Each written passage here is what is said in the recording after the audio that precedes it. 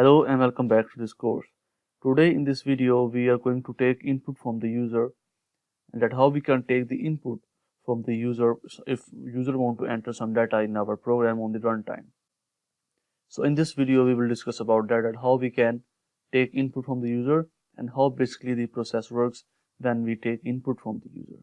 So first of all, moving toward the code, before that I will let you know that how we take input from the user. You can see this diagram on the screen. First of all, keyboard, buffer and system.in. First of all, whenever we take input from the user, definitely the user enter input through its keyboard. Definitely this is confirmed that user enter input from its keyboard. And next we have buffer.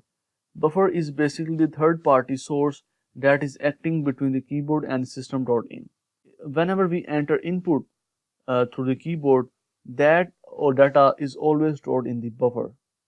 And if we want to read data from the buffer, we use system.in, which is used in Java. So to read input from the keyboard, we use system.in. System.in reads data from the buffer, and in buffer data comes from the keyboard. And we are also going to use our scanner class in this program. Scanner class basically allow us to take input from the user or to read input basically. So this is the easiest way to read input from the user.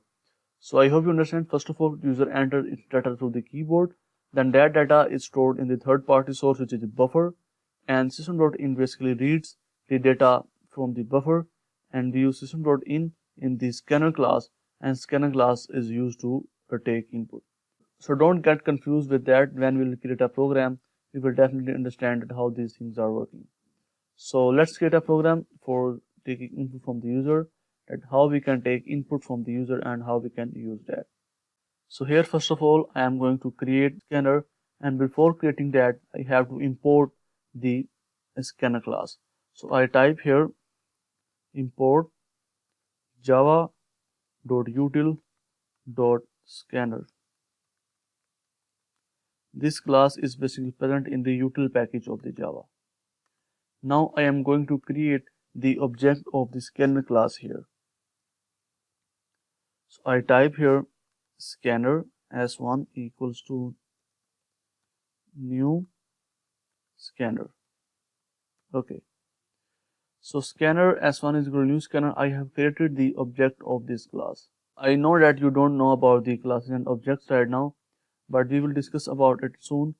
But right now keep this syntax in your mind. First of all, we have typed this scanner, which is the class name, and s1 is the reference, and new scanner is getting the instance for this scanner class. And we have to use the system.in between these parentheses, which is basically the constructor of this class. So I type here system.in.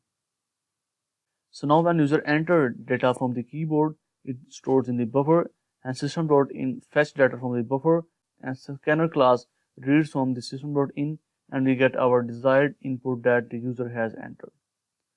So I hope you understand the syntax that how this is working. Now keep one thing in your mind, that the scanner is not reading data from the keyboard. Scanner is reading data from the system.in. System.in is getting data from the buffer, and when user enters some data, then that data is stored in the buffer basically. So if I want to get my value from the scanner class, I have to use some methods that are used in the scanner. Let's suppose user enter the integer value, for example some numbers like 12, 13 or 15. If I want to read number from the scanner class, then I type here int num for example, and then we have to use the s1 dot, then I have to use the methods here, which is the next int, like this. Now this method is going to convert the input to the integer. In this way, using this line, we have take input from the user, and in this line we have stored that input in our variable. So if I want to print the result, I type here system.out.println, and I type here num, like this. And now if I run this code, you will see the cursor is blinking in the console. It is waiting for the input. I type here 45, and you will see 45 on the screen, as 40 we have printed the value of the num. I add one more thing here like number like this. Now if I run this program, I enter here any random number, I type here 78, you see number 78. So in this way you can take input from the user. Now these are the some important methods of the scanner class. You can see here next, next line, next int, next boolean, next byte, next long, next short, next float.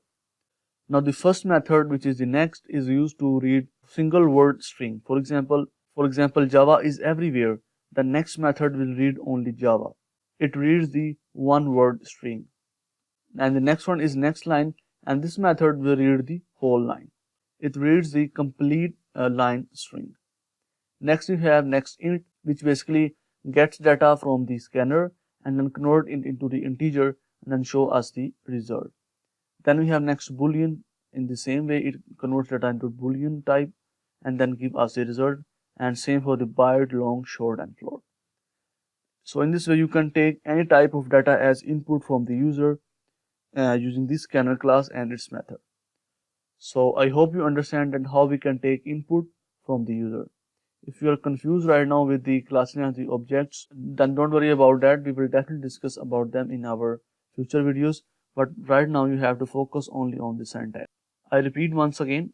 First of all, we have created this line. We have created the scanner. S1 is equal to new scanner. In this way, we have created the object of the scanner class. Scanner class reads the data, and we have to read data from the keyboard when user enters some data from using its keyboard.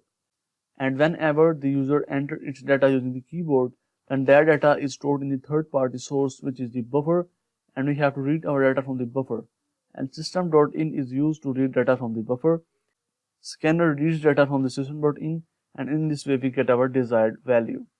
But that value is right now in the scanner, so we have to get that value. For example, we are getting some integer value from the user. I create an int variable here, integer variable here. Then I have used the next int method to get value from that scanner. I type here s1, which is the reference basically, s1 dot. Then I have used the desired method, which is the next int. I want to read the integer value. Basically, it converts that value into the integer. Then simply I have printed the value on the screen. Now let's change this code. I type here string like this. String, you can type here anything like str. Then I type here next only like this.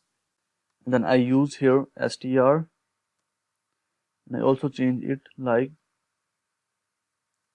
string method. Okay. So now if I run this program, you will see that the cursor is blinking in the console.